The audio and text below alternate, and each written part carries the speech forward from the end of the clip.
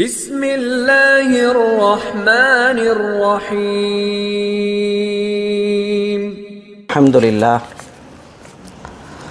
الحمد لله رب العالمين نحمده ونستعينه ونستغفره ونعوذ بالله من شرور أنفسنا ومن سيئات أعمالنا من يهده الله فلا مضل له ومن يضلله فلا هادي له ونشهد أن لا إله إلا الله ونشهد أن سيدنا محمدا عبده ورسوله أما بعد فقد قال الله تعالى في القرآن العظيم وفي القرآن المجيد بعد أعوذ بالله من الشيطان الرجيم بسم الله الرحمن الرحيم يريدون ليطفئوا نور الله بأفواههم والله متم نوره ولو كره الكافرون صدق الله قال نبينا صلى الله عليه وسلم إنما الأعمال بالنيات وإنما لكل امرئ ما نوى صدق رسول الله صلى الله عليه وسلم. அளவற்ற அருளாளனும் நிகரற்ற அன்புடையவனுமாகிய அல்லாஹுவின் திருப்பெயரால் துவங்குவோமாக.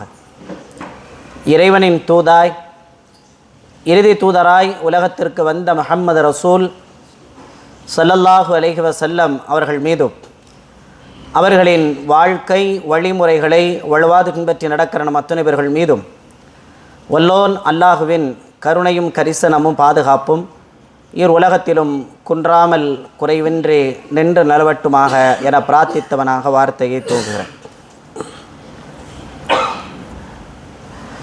இறைவனுக்கு சுப்ஹானஹு வ தஆலா இந்தியாவில் வாழ்கிற மக்களை பல் சமய சூழலில் வாழ்வதற்கான நிலையை அல்லாஹ் ஏற்படுத்தி கொண்டிருக்கிறான். அவர்களுக்கான சமயம் சார்ந்த வழிமுறையை பின்பற்றி வாழ்வதற்கான அரசியல் சாசனம் சட்டமாக அல்ல, சலுகையாக அல்ல, சட்டமாகவே வழங்கப்பட்ட ஒரு நாட்டில் வாழ்வதற்கான சூழல் நமக்கு கிடைத்திருக்கிறது. இருந்தபோதும் கூட தொடர்ச்சியான பல்வேறு நெருக்கடிகளை, பல்விதமான பிரச்சனைகளை, இஸ்லாமிய ஷரியத்தினுடைய சட்டங்களை பின்பற்றுவது பல கேள்விக்குள்ளாக்கப்பட்ட நிலையில் முஸ்லிம்கள் இந்தியாவில் வாழ்ந்து கொண்டு வருகிறார்கள். எனவே நாம் எதிர்கொள்கிற பிரச்சனைகள் என்ன, அந்த பிரச்சனைகளை நாம் எப்படி எதிர்கொள்ள வேண்டும் என்பதற்கான செய்திகளை பேச வேண்டிய நல்ல தருணத்தில் நாம் இங்கே வீற்றிருக்கிறோம். முஸ்லிம்கள் இஸ்லாம் என்றால் அவர்களோடு தொடர்பு படுகிற எல்லாம் இன்றைக்கு பிரச்சனையாக்கப்பட்டிருக்கிறது. முஸ்லிம்கள் சாப்பிடுகிற உணவு விவாதத்திற்கு வந்திருக்கிறது. அவர்கள் அணிகிற உடைகள் பிரச்சனையாக்கப்பட்டிருக்கிறது. அவர்கள் இருக்கிற இருப்பிடம் பிரச்சனையாக்கப்பட்டிருக்கிறது. அவர்கள் செய்கிற தொழில்கள் பிரச்சனையாக்கப்பட்டிருக்கிறது.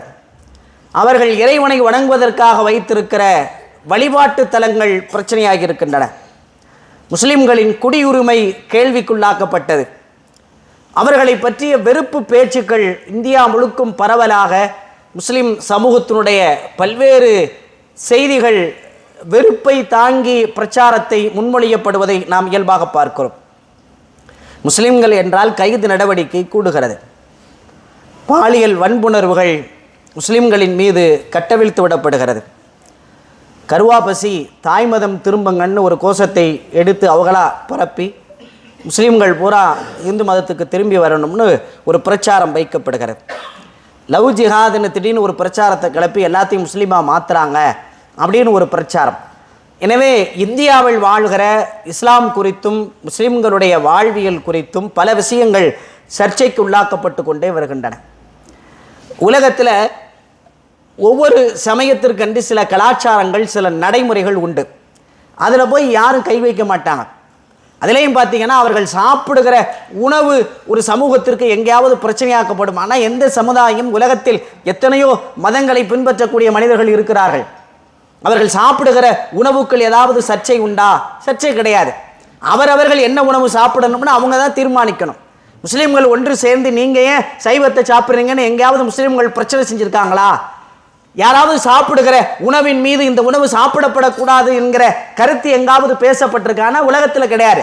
ஆனால் முஸ்லிம்கள் சாப்பிடுகிற மாட்டிறைச்சி விவாதத்திற்கு உள்ளாக்கப்படுகிற வீட்டின் சமையலறைக்குள் ஃப்ரிட்ஜுக்குள்ள வச்சிருந்த கறி மாட்டுக்கறி, அசல் அது மாட்டுக்கறியே இல்லைன்னு பின்னால பத்திரிகை பேசுகிறது. மாட்டுக்கறியை வச்சார்னு முகமது அஹ்லாக்கு படுகொலை செய்யப்படுகிறார். உலகத்தில் ஒரு சாப்பாட்டுக்காக ஒரு கொலை நடைபெறுமானா முஸ்லிம்கள் அனுபவிக்கிறார்கள். மாடை ஓட்டிட்டு போன இளைஞர்கள் கயிற்றில் தூக்கில் தொங்க விடப்படுகிறார்கள் வட மாநிலங்களில். நீங்க மாடு வச்சிருந்தீங்கன்னா நாங்க தொங்க விடுவோம் அப்படின்னு அடையாளம். வியப்பும் வேடிக்கையும் சிரிப்பு என்ன தெரியுமா? ஏற்றுமதி செய்வதில், மாட்டுக்கறியை ஏற்றுமதி செய்வதில் முதல் 3 இடத்தில் இந்தியா எப்போதும் தன் இடத்தை தக்க வைத்துக் கொள்கிறது என்கிற தகவலை பார்க்கிற போது அந்நிய செலாவணிக்கு, பொருளாதார மேம்பாட்டிற்கு மாட்டிறைச்சி பிரச்சனை கிடையாது. ஆனால் முஸ்லிம்கள் சாப்பிட்டால் அந்த உணவு மிகப்பெரிய மாபாதகமான நிலையை முஸ்லிம்கள் உணவின் மூலமாக சந்தித்து கொண்டு வருகிறார்கள். முஸ்லிம்கள் அணிகிற உடை பிரச்சனையாக்கப்பட்டிருக்கிறது.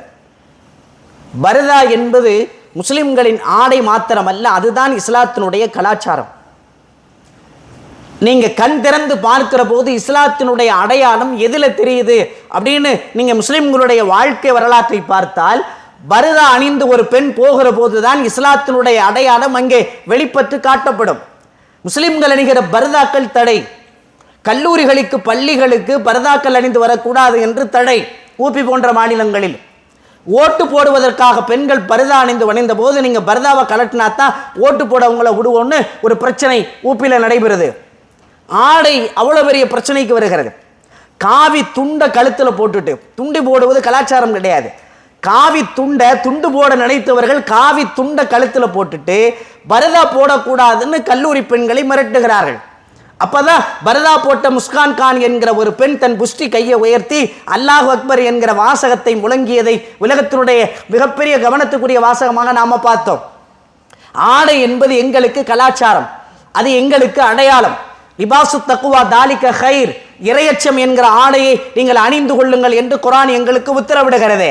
ஆடை என்பது அழகுக்காக அல்ல, ஆடை என்பது மானத்தை மறைப்பதற்காக மாத்திரமல்ல, எங்களின் அல்லாஹ் வலியுறுத்திய இந்த சமூகத்திற்கு இறைவன் வழங்கிய மகத்தான அருள்கொடை என்பதை புரிந்து கொண்டு இஸ்லாமிய அடையாளத்தை காட்டுவதற்காகத்தான் பர்தாக்களை நாங்கள் அணிகிறோம். இப்போ பர்தா பிரச்சனையாக்கப்பட்டிருக்கு. எந்த சமயத்தினுடைய உடைகள் பிரச்சனை? நேற்றைக்கு இரவு மரணித்த முன்னாள் பிரதமர் அவர் ஒரு சமயத்தை பின்பற்றுகிறார். அந்த சமயத்தில் டர்பன் தலையில் அணிஞ்சு மேலே கத்தி குத்தப்பட்டு தான் அவங்களுடைய உருவம். என்னைக்கு சர்ச்சை பண்ணோம்? பாராளுமன்றங்களில் டர்பனோடு தானே அவர் வலம் வந்தார். பார்க்கிற இடங்களிலெல்லாம் டர்பனோடு தானே அவருடைய காட்சி தெரிந்தது. எங்காவது சர்ச்சையாக்கப்பட்டதா? அவர் அணிகிற ஆடையை பேசப்படவில்லையே.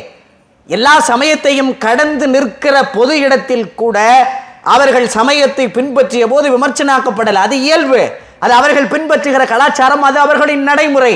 சீக்கியர்கள் அப்படித்தான் தங்கள் வாழ்வை அமைத்துக் கொள்வார்கள் என்பது யதார்த்த பார்வை. இங்கே முஸ்லிம்கள் அணிகிற பர்தாக்கள் மாத்திரம் ஏன் இங்கே விவாதத்திற்கு உள்ளாக்கப்படுகிறது? அப்படியே நீங்க பார்த்தீங்கன்னா முஸ்லிம்களுடைய இருப்பிடம், உலகத்திலேயே ஒரு சமயம் தான் வாழ்கிற வீட்டுக்கு இவ்வளோ பிரச்சனையை சந்திச்சிருக்குமான்னு நீங்கள் எங்கேயும் பார்க்க முடியாது. எல்லாமே நமக்கு பிரச்சனை. முஸ்லீம்கள்னா வீடு கொடுக்க மாட்டாங்க. முஸ்லீம்களுக்கான இருப்பிடத்தில் நீங்கள் தக்க ஆதாரத்தை கொடுக்க வேணும்னு பிரச்சனை செய்யப்படுது. புள்ளி விவர கணக்கு என்ன சொல்லுதுன்னா, உத்தரப்பிரதேசம் மற்றும் மத்திய பிரதேசம் 2 மாநிலத்தில் மட்டும் 2017 2023 வரை ஒரு 6 ஆண்டு காலம் எடுக்கப்பட்ட கணக்கில் 15 லட்சம் வீடுகள் புல்டோசரால் இடிக்கப்பட்டிருக்கு. வீடு கட்டுறதுக்கு தான் நம்ம புல்டோசரை கூட்டி பார்த்துருக்கோம், வானம் தோண்டுவதற்கு. இங்கே புல்டோசரை வச்சு 15 லட்சம் வீடுகள் இடிக்கப்பட்டிருக்கு. உலகத்திலேயே புல்டோசர் கலாச்சாரத்தை ஒரு காவிய சிந்தனை நமக்கு பழக்கப்படுத்தி கொடுத்துருக்கு. கிட்டத்தட்ட 70 லட்சம் மக்கள் வீடுகளை இழந்து அனாதைகளாக நிற்கதையற்று நின்றிருக்கிறார்கள். ஜும்மாவினுடைய தொழுகைக்கு வந்த முஸ்லிம்கள் தொழுகையை முடித்து வீட்டுக்கு போகிறார்கள். மதிய உணவருந்துவதற்கு வீடு இடித்து தரைமட்டமாக்கப்பட்டு கிடந்தது. எத்தனை கனவுகளோடு லட்சியங்களோடு தன் பொருளாதாரத்தை திரட்டி அன்றாடம் காட்சிகளாக வாழ்ந்த முஸ்லிம்கள் தனக்கான ஒரு சொந்த வீடு கட்டுவதற்கான முயற்சியில் அவர்கள் ஈடுபட்டிருந்த போது அது நிற்கதியாக்கப்பட்ட மிகப்பெரிய வன்கொடுமை. தன்னுடைய இருப்பிடம் முஸ்லிம்களுக்கு பிரச்சனை. அவங்க வீடுனாவே சிக்கல். எந்த சமயத்தை சேர்ந்தவர்களின் வீட்டை முஸ்லிம்கள் எடுத்திருக்காங்கன்னு வழக்கு உண்டா? எங்காவது முஸ்லீம்கள் வீடுகளை யார் வீடையாவது அபகரிச்சாங்கன்னு செய்தி உண்டா? இந்த பிரச்சனை வந்துச்சு, நாங்கள் இத்தனை வீட்டை இடிச்சோம்னு செய்தி எங்கள் மீது வழக்கு பதியப்பட்டிருக்கிறதா உலகம் முழுக்கல? ஆனால் முஸ்லீம்களுடைய எத்தனை வீடுகள் 6 வருஷத்தில் 15 லட்சம் வீடுகள் இடிக்கப்படுமானால் எவ்வளவு தூரம் முஸ்லிம்களின் மீதான வெறுப்பு இந்த சமூகத்தில் கட்டவிழ்த்து விடப்படுகிறது என்பதற்கான செய்தி.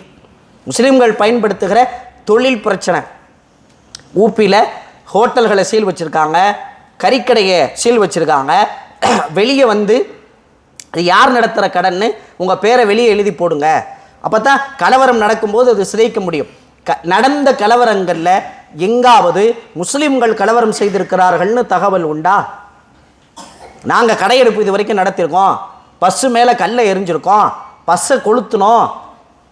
ஒரு முதல்வர் கைது செய்யப்படுகிறார், பஸ் கொளுத்தப்படுது, உள்ளே இருக்கிற 3 மாணவிகள் இறந்து போயிருக்கிறார்கள் என்பதை தமிழகம் மறக்கலை. நாங்கள் என்னைக்காவது பஸ்ஸை கொளுத்திருக்கோம்னு வழக்கு இருக்கா? கடை மேலே கல்லை விட்டு எரிஞ்சோன்னு வழக்கு இருக்கா? எந்த இடிபாடு தளத்தையாவது ஏதாவது வணக்க ஸ்தலத்தை நாங்கள் இடித்தோம்னு எங்கள் மேலே வழக்கு இருக்கா? எங்கள் மீது புனையப்பட்ட வழக்குகளை தவிர, எங்கள் மீது கட்டவிழ்க்கப்பட்ட வழக்குகளை தவிர நாங்கள் குற்றம் செய்தோம் என்பதற்கான செய்திகள் உண்டா? ஆனால் கலவரத்தில் பூரா நாம் தான் பாதிக்கப்படுறோம். முதல்ல பிரியாணி சட்டியை தான் தூக்கிட்டு போகிறாங்க. பிரச்சனைன்னு வரும்போது ரெடியாக பார்த்து வச்சுருக்கேன், எங்கே பிரியாணி சரியாக இருக்கும்னு பிரியாணி சட்டியை தூக்கிட்டு போய் அன்றைக்கு வாழ்வாதாரத்துக்கு பயன்படுத்துகிற முஸ்லீம்களை சிக்கலில் உள்ளாக்கப்படுவதற்கான சூழல்கள் செய்யப்படுவதை நாம் யதார்த்தமாக பார்க்குறோம். கடைகள் எரிக்கப்படுவது மாத்திரமல்ல, தீயிட்டு கொளுத்தப்படுது. கல்லால் எரிஞ்சிட்டா அடுத்து திரும்ப நாளைக்கு கடை திறந்துருவானே, லேசான சேதாரம் ஏற்படுத்திட்டா அடுத்து தொழில் பொழைச்சிருமே. தீயிட்டு கொளுத்துகிறார்கள், சாம்பலாக்குகிறார்கள். இனிமேல் அவர்கள் வாழ்வதற்கான சூழல் இருக்கக்கூடாது என்கிற திட்டமிட்டு வன்முறை நிகழ்த்தப்படுது. பாதிக்கப்பட்டது போல முஸ்லீம்கள். புள்ளிவிவர கணக்கு நிறைய இருக்கு. கலவரங்களை முஸ்லீம்கள் பாதிக்கப்பட்டு இழந்து நின்ற சூழலை மாத்திரம் நாம் வர்ணித்து பேச முடியாத அவ்வளோ பெரிய வரலாற்று செய்திகள் இது. அடுத்து முஸ்லீம்கள் பயன்படுத்தக்கூடிய வழிபாட்டு தலம். எங்களுக்குன்னு ஒரு பள்ளிவாசல், அதை எவ்வளவு சிரமப்பட்டு பள்ளிவாசலை நடத்துகிறாங்கன்னு பள்ளிவாசல் நடத்துகிறவங்கள்ட்ட கேட்டால் தான் தெரியும். ஒரு பள்ளிவாசலை நடத்தி கொண்டு போவதற்கு எவ்வளோ பெரிய சிக்கலை அந்த நிர்வாகம் சந்திக்குது. இஸ்லாமிய சமூகத்திடத்தையும் அடுத்த வெளியில சமூகத்திடத்தையும் நிறைய பள்ளிவாசல்கள் திறக்கப்படாமலே இருக்குது. கட்டுமான வேலை முடிந்ததற்கு பிறகும் கூட அனுமதிக்கப்படாமல் கோடிக்கணக்கான ரூபாய்கள் செலவழித்ததற்கு பிறகும் பள்ளிவாசல் திறக்கப்படாமல் இருக்கு. ஒரு வழிபாட்டு தலத்தை இயல்பாக நடத்துவதற்கான சூழல் முஸ்லிம்கள் கையில் கொடுக்கப்படல. அந்த இயல்பு எங்களுக்கு இல்லை. பாம்பர் பள்ளிவாசலில் தொடங்கி கடந்த நவம்பர் மாதம் ஏற்பட்ட சம்பல் மாவட்டத்தினுடைய ஜாகி ஜும்மா மஸ்ஜித் வரை பிரச்சனையாக்கப்பட்டிருக்கு. இப்போ கோர்ட்டு தீர்ப்பு கொடுத்துட்டாங்க, இனிமேல் அந்த சர்ச்சைக்குள்ளே போகக்கூடாது. சர்ச்சை பண்ணியாச்சே, பண்ணதுக்கு பிறகு தானே தீர்ப்பு வந்திருக்கு. 1992 பாபர் பள்ளிவாசல் பிரச்சனை வழக்காகப்படுகிற போதே இனிமேல் இந்தியாவில் இருக்கிற 1947 எதெல்லாம் எதுவாக இருந்துச்சோ அது அப்படித்தான் இருக்கணும். கோயிலில் பிரச்சனை பண்ணக்கூடாது, சர்ச்சை பிரச்சனை பண்ணக்கூடாது, மசூதியை நீங்கள் பிரச்சனை பண்ணக்கூடாது அப்படின்னு வழக்கு வந்ததற்கு பிறகும் கூட இந்திய அரசியல் சாசனம் சலுகையா இல்லை, சட்டமாக எங்களுக்கு வழங்கியதற்கு பிறகு ஏன் பள்ளிவாசல் பிரச்சனை? டெல்லி ஜும்மா மஸ்ஜித் பிரச்சனையாக்கப்பட்டிருக்கிறது, அஜ்மீர் தர்கா பிரச்சனையாக்கப்பட்டிருக்கிறது. எத்தனை பள்ளிவாசல்கள் கணக்கு சொல்றாங்க? 12,000 பள்ளிவாசல்கள் இடிக்கப்பட்டதாக கணக்கு. நமக்கு ஒரு பாபர் பள்ளிவாசல் தான் தெரியுது. சில பள்ளிவாசல்கள் கழிப்பறையாக மாற்றப்பட்டிருக்கிறது, சில பள்ளிவாசல்கள் கோயில்களாக மாற்றப்பட்டிருக்கிறது, சில பள்ளிவாசல்கள் குப்பை கொட்டுகிற குப்பை மேடுகளாக சில பள்ளிவாசல்கள் மாற்றப்பட்டிருக்கிறது. அந்த சாம்பல் மாவட்டத்தில் நடந்த ஜும்மா மஸ்ஜிதில் பாருங்க, வழக்கு முதல் நாள் தொடுக்கிறாங்க. வழக்கு போட்ட உடனேயே, முஸ்லிம்கள் கவனத்திற்காக நான் அதை சொல்கிறேன், வழக்கு போட்ட உடனே நீதிபதி அன்னைக்கே விசாரணைக்கு உத்தரவிடுறாரு. இந்தியாவில் இப்படி ஏதாவது பாதக செயல்கள் செய்த போது கூட உடனே விசாரணைக்கு வராது, வழக்கு இழுக்கடிக்கப்படும். வழக்கு போட்டவன் இறந்து போவானே தவிர வழக்கு அது என்றைக்கும் இறந்து போவதில்லை. இதே இறந்து போன பிரதமர் நீதிபதிகளுடைய மாநாட்டில் சிறப்புரையாற்ற போகிறார். அப்போ சிறப்புரையாற்றணும் ஒரு சொன்ன வார்த்தை என்ன தெரியுமா? அதிகமான வழக்குகள் நிலுவையில் உள்ள ஒரு நாடு இந்தியா, நாங்கள் அதை சொல்வதற்கு வெட்கப்படுகிறோம்னு இறந்து போன முன்னாள் பிரதமருடைய ஸ்டேட்மெண்ட் பதிவு செய்யப்பட்டிருக்கிறது. அவ்வளவு வழக்குகளை வச்சிருக்கக்கூடிய நாட்டில் முஸ்லீம்கள் வழக்குனா உடனே என்ன கையில் எடுக்கிறீங்க? ஞாயிற்றுக்கிழமை கூட நாம் மறக்கல, ஞாயிற்றுக்கிழமைகள் கூட ஒருவர் தீவிரவாதி என்று புனையப்பட்ட போது வேலை செய்யாத ஞாயிற்றுக்கிழமையில் வழக்கு விசாரணை செய்யப்பட்டு அன்றைக்கே தூக்கிலிடப்படுகிறார்.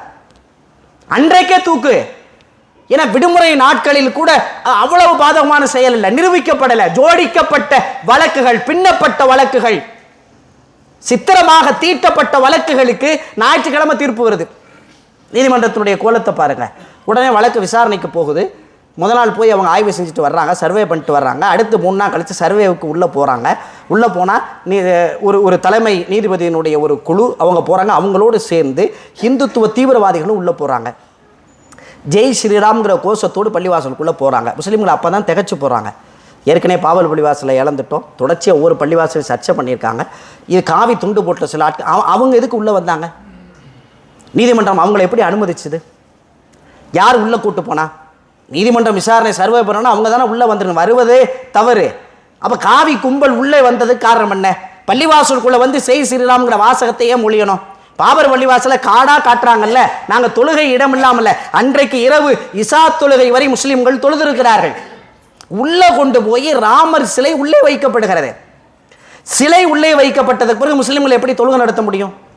ஒரு பள்ளிவாசலுக்குள்ள அத்துமீறி சிலை வந்ததுக்கு பிறகு அன்னைக்கு தூக்கி எரிஞ்சிட்டு தொழுதுருக்கணும்.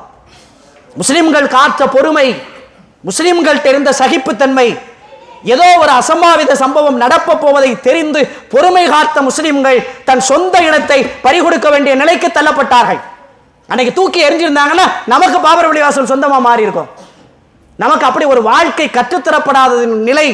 சில சகிப்புத்தன்மையை பின்பற்ற வேண்டும் என்பதற்காக நம் முன்னோர்கள் செய்த காரியம் இன்றைக்கு நமக்கு சொந்தம் இல்லைன்னு நம்ம இடத்தை 3 பேருக்கு பிரித்து கொடுக்க நிலைக்கு நாம தள்ளப்பட்டோம். அப்ப அங்க உள்ள ஆளு போன உடனே முஸ்லிம்கள் வெளியே நின்று பிரச்சனை பண்றாங்க. இல்ல, பள்ளிவாசலை சர்ச்சை பண்ணக்கூடாது. 1 நாள் 2 நாள் அல்ல, 500 வருடம் அது பள்ளிவாசலாக தொழப்பட்டிருக்கிறது. 500 வருஷம் வழக்கை விசாரணை செய்த நீதிபதிக்கு தெரியாதா? 1992 ஒரு சட்டம் இயற்றப்பட்டிருக்கிறது. எதெல்லாம் சுதந்திர போராட்டத்தின் நேரத்தில் 47 எப்படியெல்லாம் இருந்துச்சோ அது அப்படித்தான் இருக்குன்னு சொல்லப்பட்டதுல 500 வருஷம். அதுக்கு முன்னாடி 500 வருஷம் அங்கே பள்ளிவாசல் தொழப்பட்ட இடம். அதை போய் சர்ச்சையாக்குறாங்கிற கேள்வி வரல. முஸ்லீம்கள் தவிக்கிறாங்க. 500 வருஷம் தொழுத இடத்துல திரும்ப கை வைக்கிறாங்களே, அடுத்து ஒரு பிரச்சனை வரப்போகுது அப்படின்னு முஸ்லீம்கள் ஒன்று கூடுகிறார்கள். ஒன்று கூடியது கலவரமாக திட்டமிடப்படுகிறது. கலவரமாக திட்டமிடப்படுகிறது. பத்திரிகை பேசுகிறது. அவங்க கல்லெல்லாம் கொண்டு வந்தாங்க, கம்பெல்லாம் கொண்டு வந்தாங்க. நாங்கள் கல்லையும் கம்பையும் கொண்டு வந்திருந்தா எதிராளிகள் எவ்வளவு பேர் காயப்பட்டாங்க? 700 பேர் கூடியிருந்தாங்க. அவ்வளோ பேர் கையிலையும் கம்பு இருந்துச்சு, கல் இருந்துச்சு. நீங்கள் சொல்வதை உண்மை என்று ஏற்றுக்கொண்டால் எவ்வளோ பேர் பாதிக்கப்பட்டிருக்கணும்? 20 காவல்துறைக்கு மாத்திரமே லேசான காயம் தள்ளு முள்ளில். முஸ்லீம்களில் 5 பேர் இறந்து போயிருக்காங்க. நாங்கள் கலவரம் பண்ணால் நாங்கள் ஏன் இறந்து போகிறோம்? இது என்ன கலவரம்? நாங்கள் திட்டமிட்டு ஒரு கலவரம் செய்வதற்கு முயற்சி செய்தால், எங்கள் 500 ஆண்டு கால பாரம்பரிய பள்ளிவாசலை பாதுகாப்பதற்கு ஒரு கும்பல் கூடினால் அது கலவரக்காரர்கள் ஒன்று கூடினார்கள் என்று பத்திரிகை செய்தி பேசுது. யார் கலவரக்காரன்? திட்டமிட்டு போலீஸ் திட்டமிடுகிறது. 700 பேர் மேல வழக்கு. 700 பேர் மேல வழக்கு. அந்த நிகழ்வில் 5 சகோதரர்கள் கொலை செய்யப்படுகிறார்கள். நயீம் என்கிற 28 வயது இளைஞன், முகமது பிலால் என்கிற 25 வயது இளைஞன், முகமது கைஃப் என்கிற 17 வயது இளைஞன், நோமான், அயான் என்கிற 5 சகோதரர்கள் அங்கே இறந்து போறாங்க. தமிழ் இந்து நாளிதழ் கூட என்ன வாசகத்தை பதிவு செய்யப்பட்டது தெரியுமா? கலவரக்காரர்கள் ஒன்று கூடினார்கள், கை துப்பாக்கிகளை வைத்துக் கொண்டார்கள், அவர்களாக சுட்டுக் கொண்டார்கள். பைத்தியக்காரன் அங்கே கூடனா அவனா சுட்டுக்கிறதுக்கு? நாங்கள் துப்பாக்கி கொண்டு போனால் போலீஸில் சுட்டுருக்கணும். நாங்கள் துப்பாக்கி கொண்டு போனால் எதிராளியாக இருக்கிற காவிய பயங்கரவாதிகளில் சுட்டுருக்கணும். எங்களை நாங்களே சுட்டுக் கொள்வதற்கு எதற்கு கை துப்பாக்கியோட போனோம்? எந்த குற்ற பின்னணியும் இல்லாத 5 இளைஞர்கள் இறந்து போயிருக்கிறார்கள் இந்த மண்ணில். அது கேள்வியாக வைக்கப்படவில்லை. தமிழகத்தினுடைய எந்த பத்திரிகையும் ஊடகமும் அதை பேசல. செத்தவன் எங்க ஆளுல, முஸ்லீம்ல. அதனால அதை பற்றி பேசுவதற்கு இவங்க குற்ற பின்னணி இருக்கு, இவர்கள் மோசமானவர்கள், இவர் தீவிரவாதிகள், அதனால இவங்க சுட்டுட்டோம்னு காவல்துறையிட்ட ஒரு ஸ்டேட்மெண்ட் இருக்கா? அப்பாவி இளைஞர்கள் எங்க பள்ளிவாசல என்ன பண்ணீங்கன்னு நின்றுக்கான். சும்மா போய் நின்றவனை துப்பாக்கி சூடு. இந்தியாவில் அரசியல் சட்டம் துப்பாக்கியை சுடுறது இருந்தால் வானத்தை உயர்த்தி தானே முதல்ல சுடணும். எச்சரிக்கை செய்யணும். முதல் சுடுவதற்காக முயற்சி செய்த காவல்துறை நெஞ்சை பார்த்து தான் சுட்டிருக்காங்க. இதை யாரும் கேள்வி கேட்கல. முதல் நாளே ஏன் சர்வே பண்ணீங்க அப்படிங்கிற கேள்வி இல்லை. அத்துமீறி ஏன் காவல்துறை நடச்சுங்கிற கேள்வி இல்லை. ஏன் 5 இளைஞர்கள் படுகொலை செய்யப்படுறதுக்கு ஒரு பள்ளிவாசலுக்கு தானே வந்து நிற்கிறான் கேட்டு சமாதான பேச்சுவார்த்தை தானே நடத்திருக்கணும். ஏன் நீங்கள் சுட்டிங்க, 5 பேர் இறந்து போனாங்க? இந்த மண்ணில் கேள்வியே இல்லை. எந்த ஊடகமும் பேசலை, எந்த பத்திரிகையும் பேசலை. நம் வழிபாட்டு தலம் என்றால் அது பிரச்சனையாக்கப்பட்டது. வெறுப்பு பேச்சு. 7 ஆண்டுகள் தேர்தல் பிரச்சாரம் பூரா கவனித்து பார்த்தீங்கன்னா காவிய பயங்கரவாதிகள் எங்கேயாவது நாங்கள் நல்லது பண்ணோம் சமூகத்துக்குன்னு பேசலை. முஸ்லீம்களுடைய வெறுப்பு பேச்சுகள் தொடர்ச்சியாக ஊப்பியில் மட்டும் கிட்டத்தட்ட 243 வழக்குகள் பதிவு செய்யப்பட்டிருக்கிறது. முஸ்லீம்களுடைய பழக்கத்தை, பண்பாடை, செயல்பாடுகள் அனைத்தும் சர்ச்சையாக்கப்பட்டிருக்கு. விவாதத்துக்கு வாங்க, முஸ்லீம்களுடைய பழக்க வழக்கத்தை பேசுங்க, முஸ்லீம்களுடைய நடைமுறையை பேசுங்க. பல்லு வளர்க்குறதுக்கு எவ்வளவு நாங்கள் பின்பற்றுகிறோம், ஒரு பாத்ரூம் போகிறதுக்கு எவ்வளவு பின்பற்றுகிறோம், எந்த சமயத்திலாவது இப்படி வாழ்வியல் இருக்கா பேசுங்க. ஒரு எச்சில் வந்தால் உடனே துப்பிடாதீங்க, இடது பக்கம் திரும்பி உங்கள் காலுக்கு கீழே துப்புங்க. அப்படி எச்சில் துப்பப்படுகிற போது இந்த சமூகத்துக்கு நோய் தொற்றுறதுக்கு வாய்ப்பு இருக்குது. கஃபாரத்துகு தஃபனுகு, நீங்கள் அப்படி எச்சி துப்பினால் அதற்கு என்ன பரிகாரம் தெரியுமா? மண்ணை அள்ளி அதன் மீது நீ போட வேணும்னு. ஒரு எச்சில் துப்புவதற்கு இவ்வளவு வாழ்வியலை பின்பற்றுகிற இஸ்லாமிய நடைமுறையை விவாதத்துக்கு கொண்டு வாங்க, பேசுங்க. என்ன சர்ச்சை இருக்குது, தவறு இருக்குன்னு நீங்கள் சொல்லி காட்ட முயற்சி பண்ணுங்க. ஆனால் இல்லாத தகவலை மாத்திரமே சமூகத்தில் மிகப்பெரிய பிரச்சனையாக பேசப்படுகிற தகவல்களை நாம் பார்க்குறோம். திடீர்னு கருவாபசின்னு ஒரு எதை வடித்து எல்லாத்தையும் தாய் மதத்துக்கு கொண்டு வர்றோம்.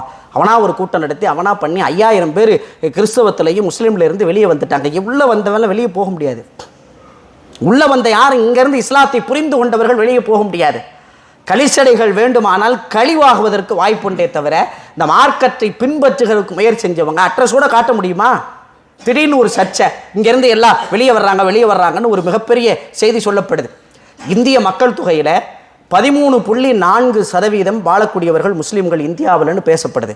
அப்படி 13.4% வாழக்கூடிய இந்திய மக்கள் தொகையில் முஸ்லீம் சமூகம் 65% கலவரங்களால் அந்த முஸ்லீம்கள் கொல்லப்படுகிறார்கள். தேசிய காவல்துறை அகாடமியினுடைய ஆய்வாளர் VN ராய் இந்த தகவலை பதிவு செய்கிறார். எண்ணிக்கை எவ்வளோ இருக்கோ, எவ்வளோ பாதிப்புக்கு நாங்கள் உள்ளாகிறோம்னு பாருங்கள். கலவரம்னாவே எங்கள் பொருள் தான் சேதம், எங்கள் கடையெடுப்பு தான் நடக்குது, நாங்கள் தான் இறந்து போகிறோம். அந்த குண்டுகளுக்கும் அந்த கத்திகளுக்கும் அந்த துப்பாக்கிகளுக்கும் முஸ்லீம்கள் என்கிற அடையாளத்தை யார் சொல்லிக் கொடுத்தா? இந்திய மக்கள் தொகையில் 13.4% இருக்கக்கூடிய முஸ்லீம்கள் 21% சிறைச்சாலையில் தேசிய குற்ற புலனாய்வு புள்ளி விவரம் சொல்லுது. 21% இவங்க ஜெயில் வாழ்க்கையில் ஓடுறாங்க. 14 வருஷம், 15 வருஷம், 16 வருஷம், சமீபத்தில் கிட்டத்தட்ட 35 ஆண்டுகள் சிறைச்சாலை வாசகத்தை அனுபவித்த பாஷாபாய் இறந்து போயிருக்கிறார். 84 வயதை தாண்டியவர். முஸ்லீம்கள் சம்பந்தமான தேவையில்லாத ஒரு பட்டிமன்றத்தை நடத்தி அதுக்கு ஏற்பட்ட பிரச்சனையில் கைது செய்யப்பட்டு என்ன செஞ்சிட்டாங்கன்னா, உலகத்தில் இருக்கிற எல்லா குற்றவாளியும் கோயம்புத்தூருக்கு வருவாங்கன்னு ஒரு செய்தியை பரப்பிட்டாங்க. இது கலவரமாக மாற்றப்படும். இயற்கை மரணம் எய்திருக்கிறார், எப்படி கலவரமாகும்? சரியாக வாழ்ந்த ஒரு மனிதனுக்கு இதுதான் அடையாளம். 4 கிலோமீட்டர்களுக்கு மௌனமாக ஊர்வலமாக மக்கள் போகிறார்கள். எந்த அசம்பாவிதமும் நடக்கலை. எல்லா எண்ணெயையும் கோயம்புத்தூரில் குமிஞ்சிட்டாங்க. நிறைய செய்திகள் பரப்பப்படும். என்ன ஆச்சு? கோயம்புத்தூர் என்ன பிரச்சனையை சந்திச்சது? நாங்கள் அப்படி இல்லைங்கிறத நிரூபிக்கிறோம்ல. இதுதான் முஸ்லிம்களுடைய வாழ்க்கை என்பது நிரூபிக்கப்பட்டது. ஒரு மரணத்திற்கு பிறகு கூட ஒரு மனிதனை பற்றி தவறாக பதிவு செய்வதற்கான வேலை நடந்தது. அல்லாஹ் உடைச்சு காட்டினா. எந்த பிரச்சனையும் இல்லாமல் 4 கிலோமீட்டர்களுக்கு மௌனமாக ஊர்வலம் நடத்தப்பட்டு இயல்பாக இறுதிச் சடங்குக்கான வேலைகள் அனைத்தும் நடந்ததை நாம் இயல்பாக பார்க்குறோமே. அப்போ எந்த பிரச்சனையும் நமக்கு நடக்கவே இல்லையே. எல்லா கலவரங்களையும் நாம் தான் பாதிக்கப்படுறோம். காரணத்தை என்ன பொய் பிரச்சாரம் செஞ்சுக்கிட்டே இருக்காங்கன்னா, பள்ளிவாசலை இடிச்சிட்டு முஸ்லீம்கள் கோயிலை இடிச்சிட்டு பள்ளிவாசலை கட்டிட்டாங்க. இது ஆதாரப்பூர்வமாக எங்கேயுமே நிரூபிக்கப்படலை. இடையில ஒரு தூணு கிடந்தால் எதை தோண்டினாலும் ஏதாவது கிடக்கும். ஏற்கனவே இருந்த இடம் இடிக்கப்பட்டோ அல்லது சிதைந்து போயோ அது மாற்று உருவத்துக்கு வந்து நீங்கள் எதை தோண்டினாலும் பிரச்சனை இருக்கும். மீனாட்சியம்மன் கோயிலை நீங்கள் தோண்டினாலும் ஏதாவது கிடைக்கும். அப்போ அவங்கள்ட்ட போய் அதை ஒப்படைக்க முடியுமா? இது அறிவு சார்ந்த பேச்சா? அப்போ நாம் முதல்ல கோயிலை இடிக்க மாட்டோம்னு பேசணும். அவங்க பொய்யை திருப்பி பேசுறதுனால உண்மை என்று நிரூபிக்கிற முயற்சிக்கு வர்றாங்க. முஸ்லீம்கள் சத்தமாக தன் உண்மையை பேசுவதற்கு தயங்கி போய் நிற்கிறார்கள். நாம் கோயிலை இடிக்க மாட்டோம், நமக்கு அது பழக்கமே கிடையாது. அபூபக்கர் சித்திக் ரலியல்லாஹு அவங்க போர்க்களத்திற்கு அனுப்புகிற போது போர்ப்படை தளபதிகளுக்கு வீரர்களுக்கு செய்த அந்த போர் பிரகடன சாசனத்தில் என்ன செய்தி சொன்னாங்களா? அடுத்த மதத்தினுடைய தேவாலயத்தை நீ இடிக்கக்கூடாதுன்னாங்க. சட்டம் அது, முஸ்லீம்களுக்கு சட்டம். நீ அடுத்த மதத்துடைய தேவாலயத்தை இடிக்காத. மதீனாவுக்கு ரசூலுல்லாஹ் போன போது எல்லா சமய மக்களும் வாழ்கிற இடத்துல ஒப்பந்தம் போட்டு தான் நடத்தினாங்க.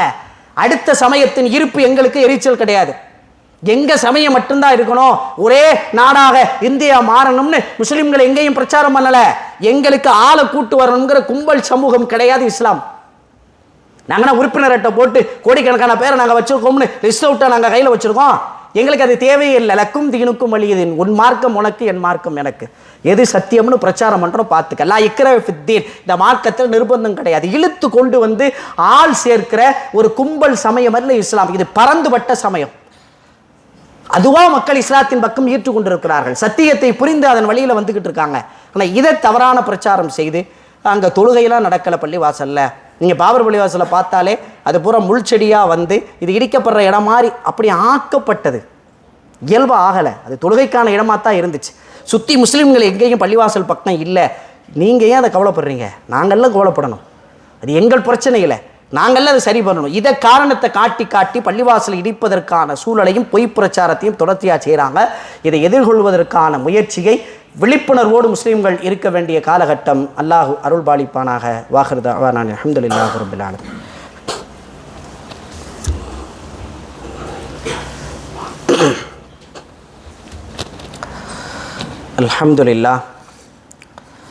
அல்ஹம்துலில்லாஹி ரப்பில் ஆலமீன். அஸ்ஸலாத்து வஸ்ஸலாம் அலா சையதினா முஹம்மதின் ஸல்லல்லாஹு அலைஹி வஸல்லம். இந்தியாவில் வாழ்கிற முஸ்லீம்கள் இவ்வளவு பிரச்சனையை சந்திச்சுட்டே வர்றாங்கன்னு பார்த்தா ஒரு அச்சம் நமக்கு நிலவிக்கொண்டே வருகிறது. இன்னொரு பக்கம் பார்த்தீங்கன்னா, இறைவனுடைய உதவி சோதனைக்கு உள்ளாக்கப்படுகிற இந்த சமூகத்திற்கு இறைவனுக்கான உதவி எப்போதும் கிடைத்து கொண்டே இருக்கும் என்பதற்கான நிகழ்வும் தெரியுது. நீங்கள் முதல் ஜும்மாவில் கேட்டதுக்கு நேர் மாற்றமான செய்தியை நான் பதிவு செய்கிறேன். குர்ஆன் அல்லாஹ் சொல்கிறான், யுரீதுன லியுத்ஃபிஉ நூரல்லாஹி பி அஃப்வாஹிஹிம், அல்லாஹனுடைய ஒளியை தங்கள் வாயால் ஊதி அணைத்து விட வேண்டும் என்று சிலர் முயற்சி செய்கிறார்கள். வல்லாஹு முத்திம்ம நூரிஹி வலவ் கரிஹல் காஃபிரூன், இறை நிராகரிப்பாளர்கள் வெறுத்த போதும் அல்லாஹனுடைய ஒளி ஒளிர்விட்டு எரிந்து கொண்டே இருக்கும் என்று அல்லாஹ் குர்ஆன்ல சொல்கிறான். இங்கே எவ்வளவு திட்டம் போட்டு இஸ்லாத்துக்கு எதிரான சதிகள் நடந்து கொண்டே இருந்தாலும் உலக அளவில் இஸ்லாத்தினுடைய வளர்ச்சி கூடிக்கொண்டே இருக்கிறது. அமெரிக்காவினுடைய இரட்டை கோபுரம் தகர்க்கப்பட்டதற்கு பிறகு உலக தீவிரவாதிகள் முஸ்லீம்கள ஒரு பிரச்சாரம் லேபிள் உலகம் முழுக்க பரப்பப்பட்டு கொண்டே வந்தது. ஆச்சரியம் பார்த்தீங்கன்னா, இடிக்கப்பட்ட இரட்டை கோபுரத்துக்கு பக்கத்தில் ஜீரோ மாஸ்க்னு ஒரு பள்ளிவாசல் உருவாயிருச்சு. அமெரிக்காவினுடைய நூல் நிலையங்களுக்கு ஆங்கில திருக்குரானுடைய மொழிபெயர்ப்பை வைக்கக்கூடாது, நீங்கள் பின்னாடி தான் வைக்கணும், கண்ணு காட்டக்கூடாதுன்னு சொன்ன நிகழ்வு மாறி அதிகமான உலகளவில் ஆங்கில திருக்குரானுடைய மொழிபெயர்ப்பு எங்கே விற்றுருக்குன்னா அமெரிக்காவில் தான் விற்றுருக்கு. தாலிபான்களை மிகப்பெரிய தீவிரவாதிகள்னு சர்ச்சையாக்கிட்டே வந்தாங்க. கடந்த மாதம் 25/11/2024 உலக நாடுகளினுடைய ஒருங்கிணைப்பு ஒரு கூட்டத்திற்கு வருமாறு தாலிபான்களுக்கு அழைப்பு கொடுத்துருக்காங்க. உலக நாடுகளுடைய கூட்டமைப்புக்கு நீங்கள் சிறப்பு பிரதிநிதியாக கலந்து கொள்ளணும்னு அழைப்பு கொடுத்துருக்காங்க. அமெரிக்காவினுடைய நிலையே முஸ்லீம்களுடைய வாழ்வாதாரம் உயர்ந்து கொண்டே இருக்கிறது. 1940-45 ரஷ்யாவில் 20 லட்சம் முஸ்லீம்கள் கொலை செய்யப்பட்டார்கள். குரான் படிப்பது அங்கே தடை செய்யப்பட்டிருந்தது. மதரசாக்களில் குரானை கற்பிக்கக்கூடாதுன்னு சட்டம் ஏற்றிருந்தாங்க. வீடு வீடாக போய் குரானை யாரெல்லாம் வச்சுருக்காங்களோ அங்கே இருக்கக்கூடிய குரானை பூரா பறிமுதல் செய்துக்கிட்டே வந்தாங்க. இது ரஷ்யாவில் தொடர்ந்துச்சு. 79 ஆண்டுகளுக்கு பின்னால் சமீபத்தில் ரஷ்யாவினுடைய நீதிமன்றம் ரஷ்யாவில் வச்சு ஒருத்தன் குரானை எரிச்சதுக்காக அவனுக்கு 17 வருடம் சிறை தண்டனையை வழங்கியிருக்கு அந்த நீதிமன்றம். காலம் எப்படி மாறுது பாருங்கள். குரானை விரும்பாத ஒரு தேசத்தில் வேற ஒருத்தன் சேதப்படுத்திய போதும் அந்த நீதிமன்றம் தண்டனை வழங்கக்கூடிய அளவுக்கான சூழல் அல்லாஹ் மாற்றி கொடுத்திருக்கிறான். ரஷ்யாவுடைய அதிபர் பேசுகிறார், இஸ்லாத்தையும் முஸ்லீம்களையும் தீவிரவாதியாக முத்திரை குத்துவது பொய்யான தகவல், அப்படி ஒரு உண்மையான தகவல் இல்லைன்னு அந்த அதிபர் பேசிய வார்த்தை ஆதாரப்பூர்வமாக பேசப்பட்டிருக்கிறார். பாலஸ்தீன மக்கள் பல பிரச்சனையை சந்திச்சுக்கிட்டே வர்றாங்க. எல்லாரும் இஸ்ரேலுக்கு ஆதரவாக பேசுகிறாங்க, பாலஸ்தீனத்தை பற்றி அவ்வளவு கவனத்தில் எடுக்கலை. உலகத்திலேயே அதிகமான விதவைகள் உள்ள நாடு பாலஸ்தீனம். எப்போ நீங்கள் பார்த்தாலும் பனி சூழ்ந்த சூழலில் கஃன் துணியோடு போர்த்தப்பட்ட வாழ்க்கை பாலஸ்தீன மக்களுக்கான நிலை என்கிற சூழல் இருந்துச்சு. இப்போ காலம் என்ன மாறுக்கு தெரியுமா? சர்வதேச நாடுகளில் அங்கம் வகிக்கின்ற நீதிமன்றங்கள் இஸ்ரேலுடைய அதிபர் நெதன்யாகுவை தேடப்படும் கொலை குற்றவாளியாக அறிவித்திருக்கிறார்கள். எங்கள் நாட்டு எல்லைக்குள்ளே இஸ்ரேலுடைய அதிபர் உள்ளே வந்தார்னா எல்லையில் வச்சு அவரை நாங்கள் கைது செய்வோன்னு பேசியிருக்காங்க. காலம் எப்படி மாறுது பாருங்கள். பாலஸ்தீன மக்களுக்கு எதிராக நடைபெறுகிற இஸ்ரேலை கண்டிப்பதற்கு உலக நாடுகளுடைய நீதிமன்றம் தீர்ப்பு வழங்கக்கூடிய அளவுக்கு அல்லாஹ் சூழலை மாற்றி கொடுத்துட்டான்.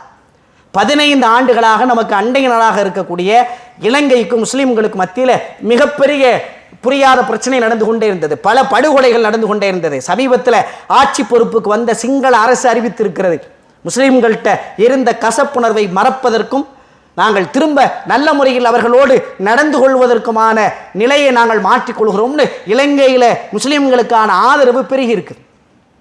எங்கே எல்லாம் விரட்டப்பட்டோமோ, வேறு பார்வை பார்க்கப்பட்டோமோ, அதை ஆதரவுகரமாக நீட்டுகிற சூழலை அல்லாஹ் முஸ்லிம்களுடைய வாழ்க்கையில் உருவாக்கி கொடுத்துருக்கான். அதை தக்க வைக்க முஸ்லிம்கள் முயற்சி பண்ணணும்.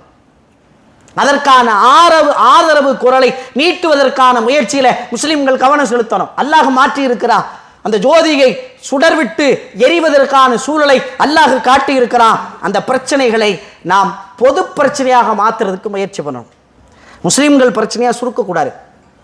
ஒரு பிரச்சனை வந்தால் ஒரு பகுதியில் எதிர்ப்பு காட்டுறதுனா எல்லா மக்களையும் ஒன்று திரட்டி இது பொது பிரச்சனையாக மாற்றணும்.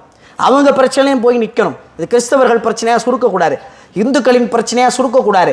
அது பொது பிரச்சனையாக எல்லா சமய மக்களும் நாங்கள் ஒன்றா வந்து நிற்போம் என்கிற நிலையை உருவாக்கணும். முஸ்லீம்கள்ட்ட இருக்கிறது அதுதான். இனிமேல் நாம் திருந்தாவிட்டால் இனி வாழ்வாதாரமே பிரச்சனை. இனி என்ன நமக்கு பிரச்சனை பண்ணணும்னு நினைக்கிறீங்க? வேறு என்ன நாம் சிக்கலை சந்திக்கன்னு நினைக்கிறீங்க? எல்லாம் சிக்கலை உருவாக்கிட்டாங்க, எல்லாம் பிரச்சனையாயிடுச்சு. நூற்றாண்டு கால போட்ட திட்டத்தினுடைய அஜெண்டாவை அவ்வளவு தூரம் நிறைவேற்றிட்டாங்க.